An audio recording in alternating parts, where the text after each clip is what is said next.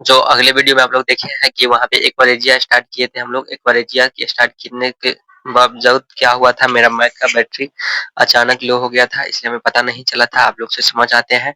चलिए हम लोग चैप्टर 2 का सॉरी चैप्टर 3 का धातु और धातु का हम लोग एक्वारेजिया तक कर एक्वारेजिया करने जा रहे थे, उसमें बैटरी खत्म हो गया था। चलिए अब यहाँ से एक्वारेजिया देखते हैं। एक्वारेजिया क्या है? एक्वारेजिया एक्वारेजिया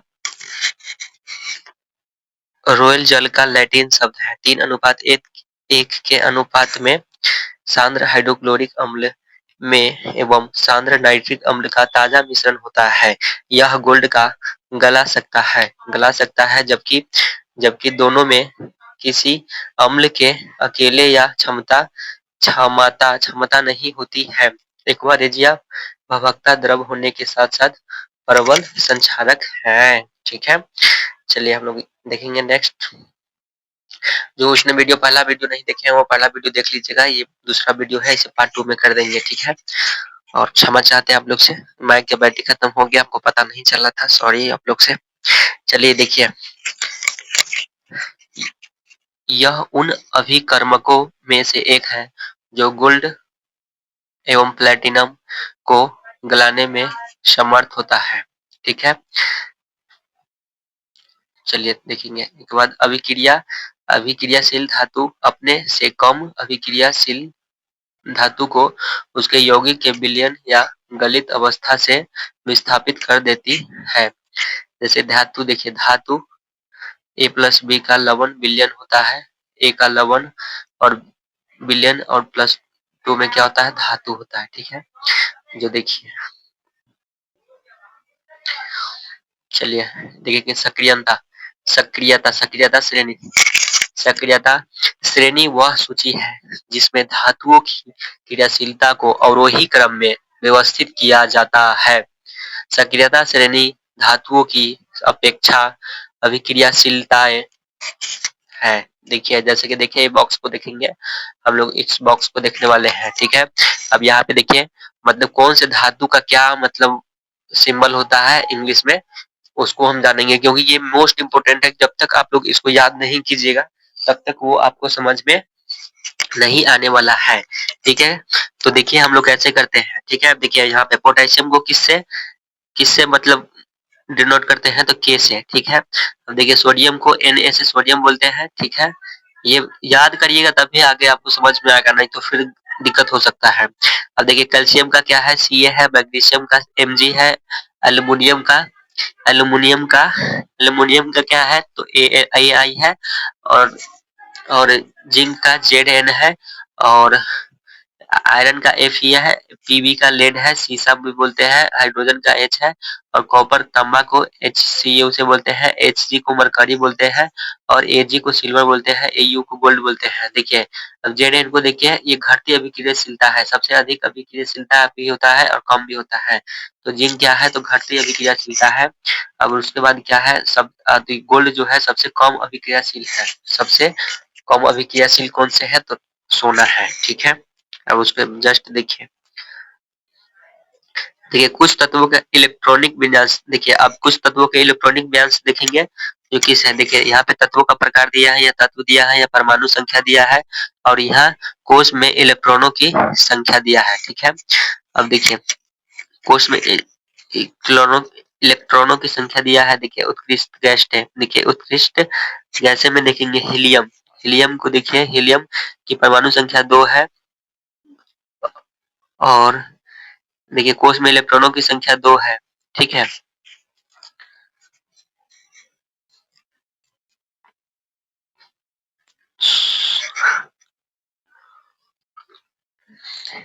नियोन में देखिए, नियोन में परमाणु संख्या 10 है। नियोन में परमाणु संख्या 10 है ना, तो देखिए यहाँ पे कोश में देखिए बांट दिया गया है, 2 तब 8 दिया है। ठीक है, अब ऑर्गेन ऑर्गेन में 18 है, तो यहाँ पहले 2 दिया है, तब 8 दिया है, तब 8 दिया है, तो 8 8 8 16 16 2 18 होगा। ठीक है, अब देखिए धातुओं में जाइए, धातुओं में देखिए सोडियम, सोडियम का कितना परमाणु संख्या है, 11, तो इसको देखिए 3 भाग में डिवाइड कर देगा। तो देखिए किसी में देखिए 8 से किसी में ज्यादा नहीं दे सकता, 8 से कम में हो जाएगा लेकिन ज्यादा नहीं होगा। देखिए पहले 2 दिया है, तब 8 दिया है, तब 1 दिया है, 8 2 10 1 11, ठीक है, आप लोग याद रखिएगा।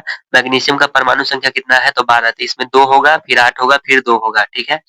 और एल्युमिनियम में देखिए, एल्युमिनियम में कितना है तो 13, तो पहले 2 होगा, फिर 8 होगा, फिर 10 होगा, जैसा कि आप लोग देख रहे हैं एल्युमिनियम में। अब पोटेशियम में देखिए क्या होगा, पोटेशियम में देखिए परमाणु संख्या पोटेशियम का कितना है तो 19 है, तो फिर 2 होगा, तब 8 होगा, फिर 8 होगा, तब 8 8 16 हो जाएगा, 2 18 1 होगा 19, ठीक है। इस तरह से किया गया है।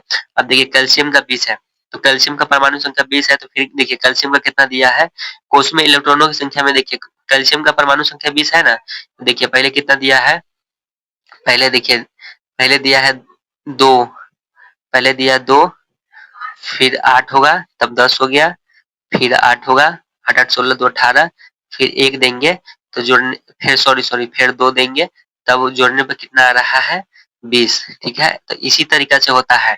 अब देखिए जैसे कि आप देखिए सोडियम का देख लीजिए, सोडियम का 11 है ना, तो चलिए 11 हो गया, सोडियम का 11 है, इसको किस तरीके से जोड़ेंगे, तो पहले 2 लिखेंगे, तो फिर 8 लिखेंगे, फिर जोड़ेंगे 10 हो गया, तो 1 लिख देंगे, सॉरी फिर 1 लिख देंगे, तो कितना हो जाएगा 11 हो जाएगा, ठीक है।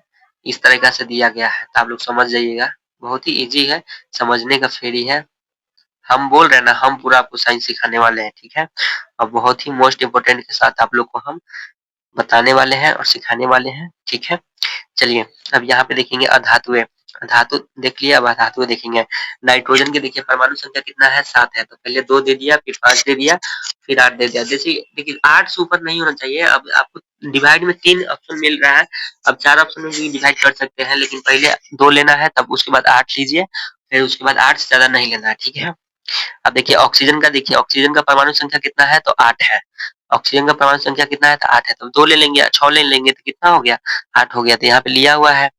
अब देखिए फ्लोरीन का, देखिए फ्लोरीन का परमाणु संख्या कितना है तो कितना है, फ्लोरीन का परमाणु संख्या तो 9 है, तो देखिए पहले 2 ले लिया, फिर उसके बाद 9 में से 2 घटा दी 7, तो 7 ले लिया, यहाँ पे देखिए आप लोग 7 ले लिया, ठीक है। अब फास्फोरस का देखिए, फास्फोरस का कितना है 15, इसमें 2 लेंगे, 2 लेंगे 8 लेंगे, तो 5 लेंगे, तो कितना हो जाएगा 15, ठीक है। और सल्फर का देखिए, सल्फर का क्या है तो 16 है, इसमें 2 लेंगे 8 लेंगे 6 लेंगे, लिया हुआ है।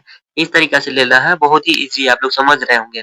देखिए क्लोरीन का, देखिए क्लोरीन में क्या है 17 है, क्लोरीन में 17 है, तो पहले कितना लेंगे 2 लेंगे, फिर उसके बाद 8 लेंगे, तो 8 2 10 हो गया, देखिए 2 ले लिया 8 ले लिया, फिर उसके बाद 10 हो गया, कितना कम रहा है 7, तो 17 ले लेंगे।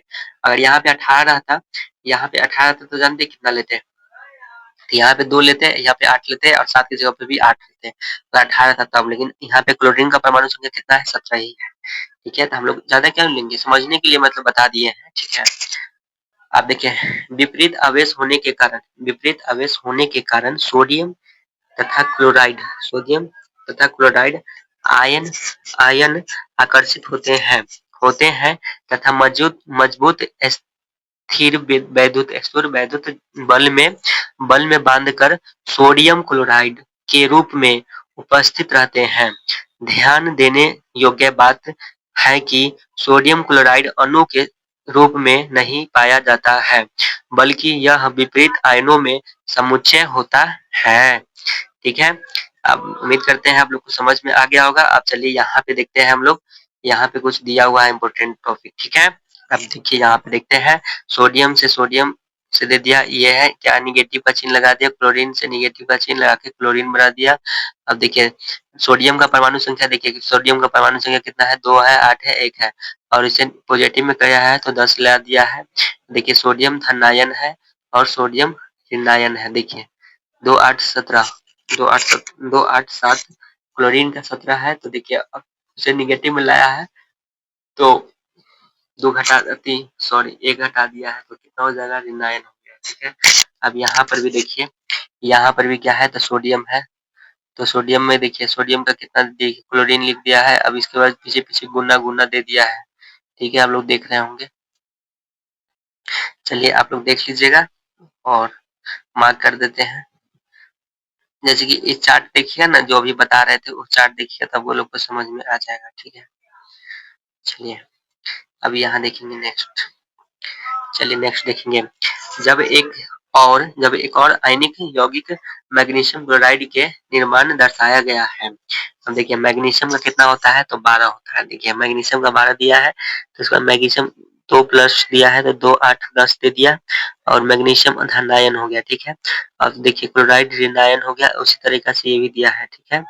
जैसे कि देख लीजिएगा आप लोग। अब यह देखिए यहाँ से देखना स्टार्ट करेंगे। धातु से अधातु में इलेक्ट्रॉनों के स्थानांतरण से बने यौगिक को आयनिक यौगिक या वैद्युत संयोजक यौगिक कहा जाता है, ठीक है। कुछ आयनिक यौगिकों के गलनांक एवं क्वथनांक। देखिए आयनिक यौगिक ये है, ये आयनिक यौगिक हो गया, ये गलनांक हो गया केल्विन में, ये क्वथनांक हो गया केल्विन में, ठीक है। देखिए सोडियम क्लोराइड का क्या होगा, देखिए सोडियम क्लोराइड का गलनांक हो गया 1074 केल्विन और क्वथनांक हो गया 1686 केल्विन। और लिक्विड क्लोराइड का देखिए, लिक्विड क्लोराइड का कितना है 887 केल्विन है और क्वथनांक है 1600, ठीक है। और कैल्शियम क्लोराइड का है गलनांक कितना है, गलनांक है 1045 और क्वथनांक है 1900 कैल्शियम क्लोराइड को। और कैल्शियम ऑक्साइड का देखिए, कैल्शियम ऑक्साइड का देखिए 2850 गलनांक है, 3120 क्वथनांक है। और मैग्नीशियम क्लोराइड को देखिए 981 क्या है तो गलनांक है और केल्विन है और 1685 क्या है तो क्वथनांक है, ठीक है। अब यहाँ पे देखिए भौतिक प्रकृति धन एवं ऋण आयनों के बीच मजबूत आकर्षण बल के कारण आयनिक यौगिक ठोस एवं थोड़े कठोर होते हैं। ये यौगिक सामान्यतः भंगुर होते हैं तथा दाब डालने पर टुकड़ों में टूट जाते हैं, ठीक है। चलिए ये देख लिए। अब यहाँ देखेंगे गलनांक एवं क्वथनांक। आयनिक यौगिकों का गलनांक एवं क्वथनांक बहुत अधिक होता है क्योंकि मजबूत अंतर आयनिक आकर्षण आकर्षण आकर्षण को तोड़ने के लिए ऊर्जा की पर्याप्त मात्रा की आवश्यकता होती है। घुलनशीलता घुलनशीलता वैद्युत वैद्युत संयोजक यौगिक सामान्यतः जल में घुलनशील तथा केरोसिन पेट्रोल आदि गैसें आयनिक को में अविलय होते हैं, ठीक है। अब उसके बाद देखेंगे नेक्स्ट विद्युत चालकता। विद्युत चालकता देखेंगे, देखिए यहाँ पे है विद्युत चालकता। विद्युत चालकता किसी बिलियन से विद्युत के चालन के लिए आवेशित कणों की गतिशीलता आवश्यक होती है। आयनिक आयनिक यौगिकों के जलीय विलयन में आयन उपस्थित होते हैं। जब जब विलयन में विद्युत धारा प्रवाहित की जाती है तो यह आयन विपरीत इलेक्ट्रोड की और गमन करने लगते हैं, ठीक है। चलिए आप देखेंगे धातुओं की प्राप्ति। अब देखिए यहाँ पे देखेंगे धातुओं की प्राप्ति देखने वाले हैं, ठीक है। देखिए यहाँ पे धातुओं की प्राप्ति। देखिए पृथ्वी की भूपटल धातुओं का मुख्य स्रोत है। समुद्री जल में भी सोडियम क्लोराइड आदि जैसे आदि जैसे कुछ विलय लवण उपस्थित हो रहते हैं। पृथ्वी की भूपटल में प्राकृतिक रूप से पाए जाने वाले तत्वों या यौगिकों खनिज कहते हैं, ठीक है। कुछ कुछ स्थानों पर देखिए, कुछ स्थानों पर खनिजों में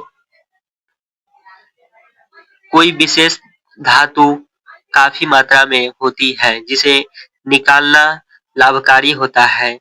इस खनिजों को अयस्क कहते हैं, ठीक है। अब देखिए धातुओं का निष्कर्षण। कुछ धातुएं भूपटल में स्वतंत्र अवस्था में पाई जाती है। कुछ धातुएं अपने यौगिकों के रूप में मिलती है। सक्रियता श्रेणी में नीचे आने वाली धातुएं सबसे कम अभिक्रियाशील होती है। ये स्वतंत्र अवस्था में पाई जाती है, ठीक है। ये स्वतंत्र अवस्था में पाई जाती है। देखिए यहाँ तक हम लोग कंप्लीट कर लिए हैं। अब थोड़ा सा और बचा हुआ है जो हम लोग इसे भी कंप्लीट करके आज ये हम खत्म करने वाले हैं, ठीक है। मात्र एक छोटा सा वीडियो में हम लोग खत्म कर देंगे जो यहाँ तक है, ठीक है। यहाँ तक है, बस कुछ ही बचा हुआ है, ठीक है। चलिए हम लोग इसे देखते हैं। देखिए उदाहरण के लिए गोल्ड सोना सिल्वर चांदी को बोलते हैं, गोल्ड माने सोना होता है। प्लेटिनम एवं कॉपर तांबा स्वतंत्र अवस्था में पाए जाते हैं, ठीक है। अब देखिए यहाँ पे देखेंगे कॉपर।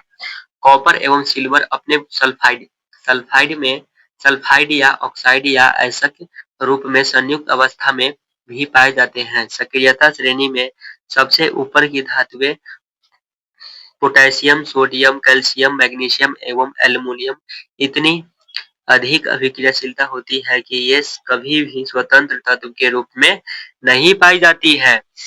ठीक है। अब देखिए सक्रियता श्रेणी के मध्य धातुएं देखिए जिंक, आयरन, लेड आदि की अभिक्रियाशीलता मध्यम होती है। पृथ्वी की भूपट्टी में ये मुख्यतः ऑक्साइड, सल्फाइड या कार्बोनेट के रूप में पाई जाती है। ठीक है। अब यहाँ पे देखिए potassium potassium potassium, sodium, calcium, magnesium, aluminium दिया हुआ है। ये विद्युत अपघटन है। ठीक है। अब यहाँ पे देखिए कार्बन के उपयोग देखिए, यहाँ पे कार्बन का उपयोग में देखिए क्या दिया है, जिंक दिया है, आयरन दिया है, लेड दिया है और कॉपर दिया है। ठीक है। अब यहाँ पे देखिए प्राकृतिक अवस्था में उपस्थित होते हैं, ये है तो सिल्वर है और सोना गोल्ड है। तो ये क्या है, तो ये जो प्राकृतिक अवस्था में पाए जाते हैं। ठीक है। चलिए अब हम लोग देखेंगे नेक्स्ट अयस्क अयस्क देखने वाले हैं। ठीक है। देखिए अयस्क का सांद्रण हो गया। अयस्क का सांद्रण से देखिए दो भाग में बट गया है, जो उच्च सक्रियता धातु है और निम्न सक्रियता धातु है और मध्य सक्रियता धातु है। देखिए अयस्क का सांद्रण 3 भागों में बटा हुआ है। ठीक है। और देखिए उच्च अभिक्रियाशील धातुएं के देखिए क्या है, तो ये गलित धातु का विद्युत अपघटन होता है और उससे क्या होता है, तो शुद्ध धातु होता है। ठीक है। तो मध्य अभिक्रियाशील धातुएं देखिए, मध्य अभिक्रियाशील धातु देखिए ये कार्बोनेट अयस्क है, सल्फाइड अयस्क है। ठीक है। कार्बोनेट अयस्क से देखिए निस्तापन होता है और सल्फाइड अयस्क से भर्जन होता है। ठीक है। और ये दोनों से मिलकर क्या बनता है, धातु का ऑक्साइड बनता है। फिर धातु का ऑक्साइड से धातु में अपचयन होता है, फिर उसके बाद धातु का शोधन होता है। ठीक है। तो देखिए निम्न अभिक्रियाशील धातुएं, निम्न अभिक्रियाशील धातु में क्या होता है, सल्फाइड अयस्क होता है, फिर उसके बाद भर्जन होता है, फिर उसके बाद धातु होता है, धातु से परिष्करण होता है। ठीक है। देख लीजिएगा क्योंकि यहाँ पे मोस्ट इम्पोर्टेंट जो भी है दिया हुआ है समझने के लिए, अगर आप समझ लेते हैं तो फिर टेंशन नहीं होने वाला है। ठीक है। अरे रुकिए, पीडीएफ इधर उधर हो गया क्या, अरे रुकिए 1 मिनट वेट करिए, सॉरी ये कर रहा गया। रुकिए थोड़ा सा हाथ इधर उधर हो गया है जिसके कारण हो गया। देखिए आप लोग जो भी है हम लोग मोस्ट इम्पोर्टेंट करा रहे हैं, आप लोग ध्यान से अगर करते हैं तो बहुत ही लाभ इससे मिलने वाले हैं। ठीक है। इसलिए आप लोग इसे हल्का में न लीजिए और ध्यान से देखिए, और फिर इसका हम लोग ऑब्जेक्टिव क्वेश्चन भी कराने वाले हैं। ठीक है।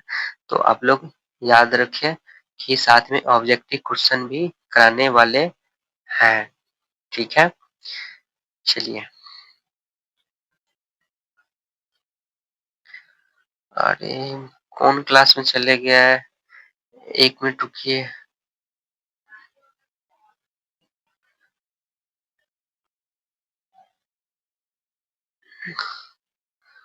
ओ 1 मिनट वेट करिए, पता नहीं क्या हो गया। ये लोग तो हम लोग कर ही लिए हैं बस।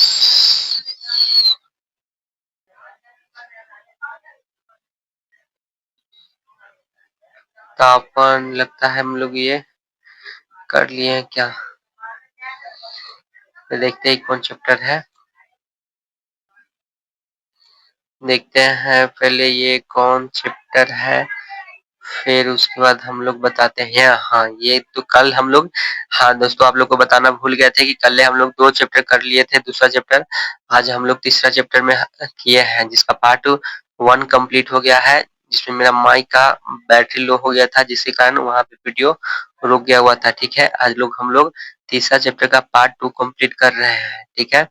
तो आप लोग इसे देखना ना भूलिएगा और इसका क्वेश्चन आंसर भी हम लोग साथ में करा रहे हैं। देखिए यहाँ तक हम लोग करा दिए हैं। देखिए ये जो पार्ट 1 में कराए थे और ये भी पार्ट 1 में हुआ है। ठीक है, जो भी है हम मार्क कर देते हैं, इसलिए आप लोग इसे याद करना ना भूलिएगा। ठीक है, और हम लोग पार्ट टू अभी कर रहे हैं, जो हम लोग यहाँ तक कंप्लीट कर चुके थे। अब देखिए यहाँ पे अयस्कों का समुद्रीकरण करेंगे। क्षमा चाहते हैं आप लोग से, थोड़ा सा इधर उधर पीडीएफ हो गया था इसीलिए। ठीक है, चलिए हम लोग स्टार्ट करते हैं, अपने टॉपिक पे पहुंचते हैं। देखिए अयस्कों का समृद्धिकरण। पृथ्वी से खनिज अयस्कों में मिट्टी, रेत आदि जैसी कई अशुद्धियां होती हैं, जिन्हें गैंग कहते हैं। धातुओं के निष्कर्षण से पहले अयस्क से अशुद्धियों को हटाना आवश्यक होता है। अयस्क से गैंग को हटाने के लिए जिन प्रक्रिया का उपयोग होता है वे अयस्क एवं गैंग के भौतिक या रासायनिक गुणधर्मों पर आधारित होते हैं।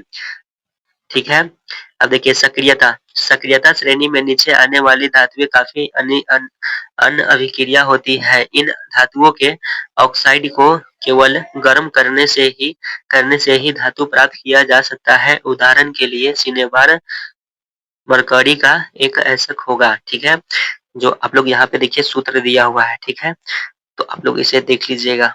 जो मरकरी का हम लोग बता दिए थे, Hg होता है मरकरी का।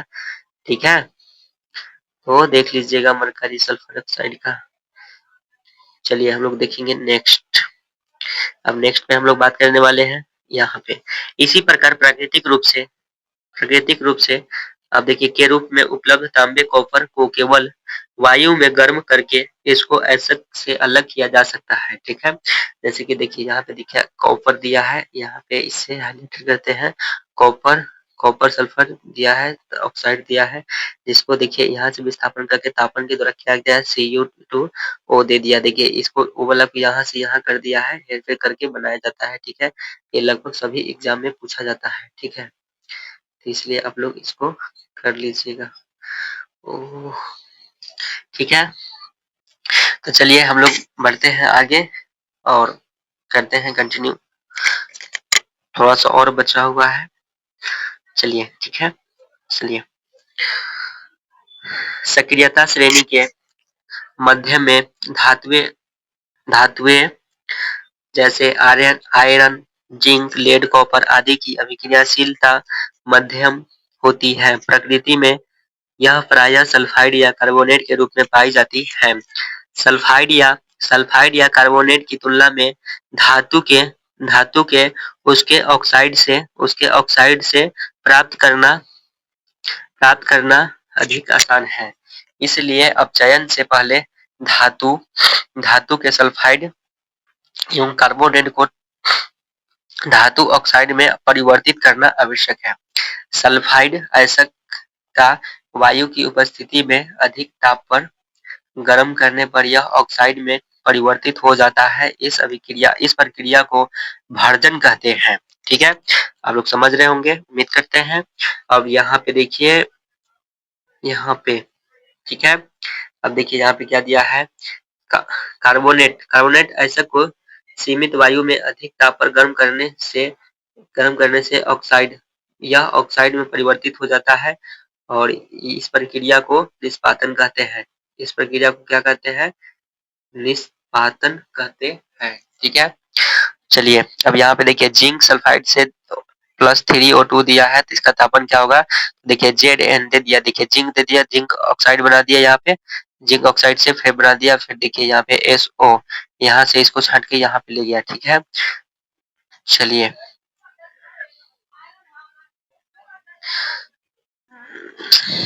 यहाँ पे आप लोग देखते हैं, कंटिन्यू बने रहिए। यहाँ पे इसके बाद कार्बन जैसे उपयुक्त अपचायक का उपयोग कर धातु ऑक्साइड से लेड प्राप्त किया जाता है। उदाहरण के लिए जब जिंक ऑक्साइड को कार्बन के साथ गर्म किया जाता है तो यह जिंक धातु में अपचयित हो जाता है। ठीक है, अपचयित हो जाता है। जैसे कि देखिए, सॉरी चलाना चाहिए इस पेन को। देखिए यहाँ पे देखिए ये वाला को जिंक ऑक्साइड से कार्बन दे दिया और जिंक प्लस कार्बन ऑक्साइड हो गया। ठीक है, आप देखिए, जैसे कि देखिए यहाँ पे देखिए मैग्नीज मैग्नीज डाइऑक्साइड को एल्यूमीनियम धातु के एल्यूमीनियम धातु के एल्यूमीनियम चूर्ण के साथ गर्म किया जाता है तो निम्न तो निम्न अभिक्रिया होती है। ठीक है, जो देखिए कौन सी अभिक्रिया होती है, तो ये अभिक्रिया होती है। ठीक है, देखिए मैग्नीशियम ऑक्साइड से aluminium aluminium 4A three magnesium से 2L2O3 प्लस ऊष्मा होता है। ठीक है, चलिए यहाँ पे देखिए, यह विस्थापन अभिक्रिया अत्यधिक ऊष्मा छिपी होती है। इसमें उत्सर्जित ऊष्मा की मात्रा इतनी अधिक होती है कि धात्विक गलित अवस्था में प्राप्त होती है। वास्तव में अब देखिए नेक्स्ट देखेंगे, वास्तव में आयरन ऑक्साइड के साथ एल्यूमीनियम की अभिक्रिया का उपयोग रेल की पटरी एवं मशीनी पुर्जों की दरारों को जोड़ने के लिए किया जाता है। देखिए आयरन ऑक्साइड का उपयोग कहाँ किया जाता है, तो रेल की पटरियों को पुरानी दराजों को भरने के लिए आयरन ऑक्साइड का प्रयोग किया जाता है। इस अभिक्रिया को थर्मिट अभिक्रिया कहते हैं। ठीक है, इस अभिक्रिया को थर्मिट अभिक्रिया भी कहते हैं। जैसे कि देखिए आयरन ऑक्साइड एल्यूमीनियम से देखिए क्या बनता है, तो आयरन बनता है, तो फिर उसके बाद देखिए एल्यूमीनियम ऑक्साइड प्लस ऊष्मा। ठीक है, देखिए यहाँ पे अभिक्रियाशीलता श्रेणी में सबसे ऊपर स्थित धातुएं अंत अभिक्रियाशील होती है। इन्हें कार्बन के साथ गर्म के कर इनके यौगिकों इस प्राप्त नहीं किया जा सकता है। कार्बन के द्वारा सोडियम मैग्नीशियम कैल्शियम एल्यूमीनियम आदि के ऑक्साइड का अपचयन कर उन्हें धातुओं में परिवर्तित नहीं किया जा सकता। ठीक है, अब उसके बाद देखिए इन धातुओं की बंधुता इन धातुओं की बंधुता कार्बन की अपेक्षा ऑक्सीजन के प्रति अधिक होती है। इन धातुओं को विद्युत अपघटनी अपचयन द्वारा प्राप्त किया जाता है। उदाहरण के लिए सोडियम मैग्नीशियम एवं कैल्शियम को उनके गलित क्लोराइडो के विद्युत अपघटन से प्राप्त किया जाता है। जैसे देखिए कैथोड पर क्या है, तो सोडियम पॉजिटिव दिया है, फिर निगेटिव लगा दिया तो सोडियम पॉजिटिव हो गया। एनोड पर देखिए क्लोराइड निगेटिव दिया है, तो क्लोराइड प्लस 2E निगेटिव लगा दिया तो क्या हो गया, निगेटिव बन गया। ठीक है, तो विद्युत अपघटनी परिष्करण देखिए copper, zinc, tin, nickel, silver, gold आदि जैसी अनेक धातुओं का परिष्करण विद्युत अपघटन द्वारा किया जाता है। इस प्रक्रम में अशुद्ध धातु को एनोड तथा शुद्ध धातु की पतली परत को कैथोड बनाया जाता है। ठीक है, अब चलिए देखते हैं नेक्स्ट। अब देखिए थोड़ा सा और बचा है, फिर यहाँ से हम लोग क्वेश्चन आंसर करेंगे नेक्स्ट वीडियो में, लेकिन थोड़ा सा बचा हुआ है इसलिए हम लोग इस टॉपिक को कंप्लीट करते हैं। फिर अगले वीडियो में हम लोग इसका क्वेश्चन आंसर कर देंगे, नहीं तो वीडियो बहुत लंबा हो जाएगा। ठीक है, आप लोग को समझ रहे हैं कि आप लोग को पढ़ने में परेशानी हो रहा है, इसलिए क्या करिएगा, चैप्टर बड़ा है तो थोड़ा सा समय देना पड़ेगा। कोई भी चीज इतने आसानी से नहीं मिलती है, कुछ पाने के लिए कुछ होना पड़ता है। अगर आपका लाइव पे सवाल है तो कहीं पे समय देना है, 1 घंटा आपको समय दे रहे हैं तो आपका लाइव बन रहा है, तो वहाँ आप लोग आवश्यक समय दीजिए। ठीक है, अब ऐसे जगह पे समय मत दीजिए जहाँ पे आपको वहाँ से हानि हो। ठीक है, चलिए देखते हैं। धातु के लवण विलयन का उपयोग विद्युत अपघटन के रूप में होता है।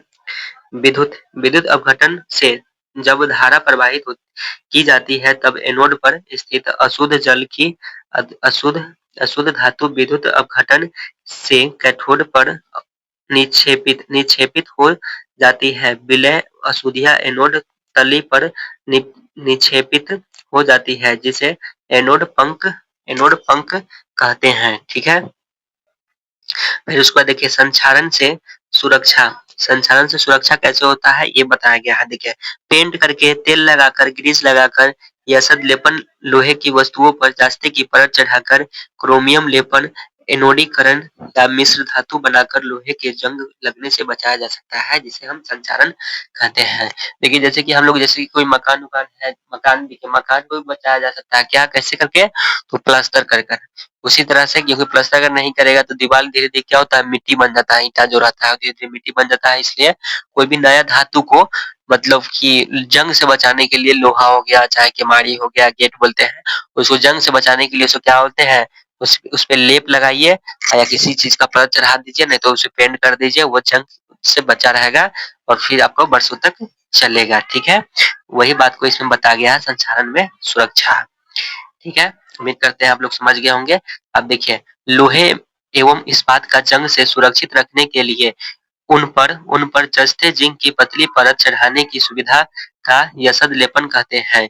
जस्ते की परत नष्ट हो जाने के बाद भी यसद लेपित वस्तु वस्तु वस्तु जंग से सुरक्षित रहती है। देखिए यहाँ पे निगेटिव वर्ड लिख दिया है, यहाँ पे क्या होगा, वस्तु होगा। ठीक है,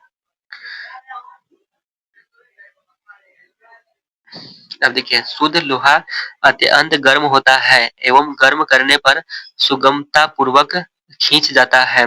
लेकिन लेकिन लेकिन यदि इसमें थोड़ा थोड़ा कार्बन लगभग 0.05% मिला दिया जाता है तो कठोर प्रबल हो जाता है। लोहे के साथ निकेल एवं क्रोमियम मिलाने पर हमें स्टेनलेस इस्पात प्राप्त होता है, जो कठोर होता है तथा उसमें उसमें जंग नहीं लगता है। क्या होता है, तो उसमें जंग नहीं लगता है।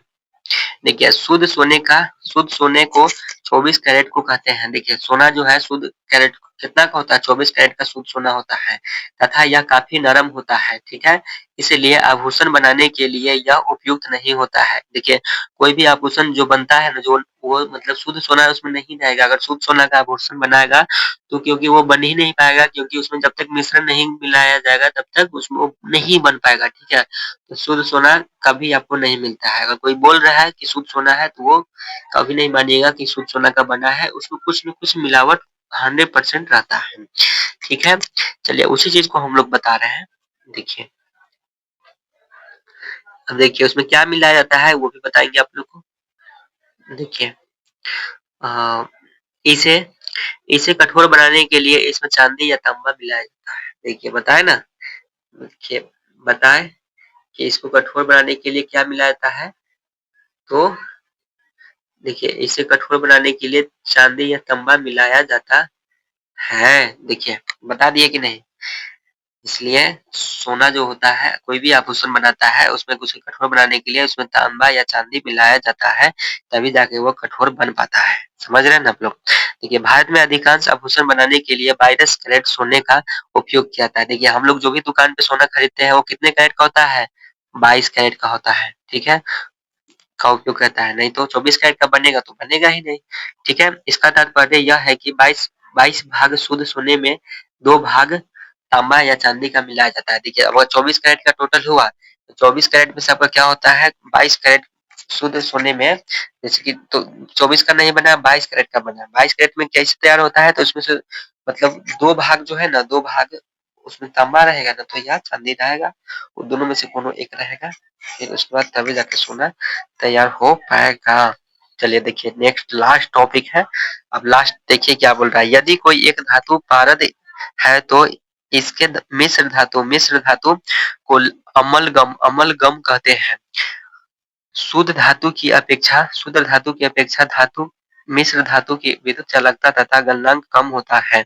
उदाहरण के लिए तांबा उसके मिश्र धातु की विद्युत चालकता तथा गलनांक कम होता है। उदाहरण के लिए तांबा एवं जस्ते, कॉपर और जिंक की मिश्र धातु पीतल तथा ताम्र एवं एवं टीन टीन टीन की मिश्र धातु कांसा विद्युत के कुचालक है। देखिए यहाँ पे देखिए बताते हैं क्या बोल रहा है, मिश्र धातु कांसा, कांसा क्या है, तो विद्युत का कुचालक है। ठीक है, अब देखिए, अब नेक्स्ट देखेंगे शीशा शीशा एवं टीन। देखिए, शीशा को पीवी से जनरेट किया गया है और टीन को देखिए एसएन से किया गया है कि मिश्र धातु सोल्डर है जिसका गलनांक बहुत कम होता है। देखिए, शीशा और टीन का गलनांक बहुत कम होता है और इसका उपयोग इसका उपयोग विद्युत तारों की परस्पर बिल्डिंग के लिए किया जाता है। देखिए ये सभी जो है ये मोस्ट इम्पोर्टेंट है। देखिए हम बता दे रहे हैं, यहाँ तक मिला दिए। देखिए ये जो है बहुत ही मोस्ट इम्पोर्टेंट है, वीवीआई है, वीवीआई। ठीक है, तो अब लोग चलिए हम लोग चैप्टर को करते हैं यहीं पे खत्म।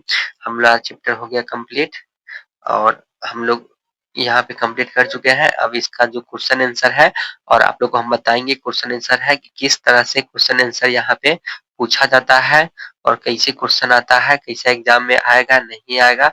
हम लोग एक छोटा सा वीडियो बनाकर क्वेश्चन आंसर का हम लोग दे देंगे। अगर आपको एक बार में समझ में नहीं आ रहा है, कोई भी चीज आदमी एक बार में नहीं सीखता है, वो चीज आपको धीरे धीरे धीरे धीरे समझ में आता है। ठीक है, तो इसलिए आप लोग इसे घबराइए मत।